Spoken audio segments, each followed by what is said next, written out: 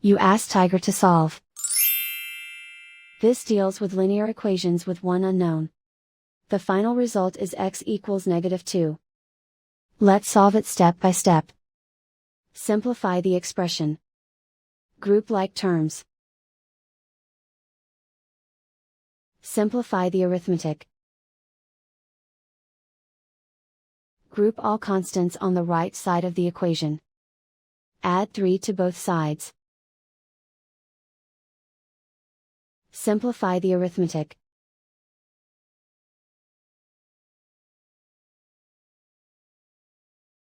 Isolate the x. Divide both sides by 11.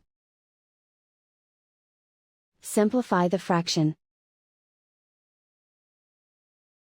Find the greatest common factor of the numerator and denominator. Factor out and cancel the greatest common factor. And so the final result is x equals -2.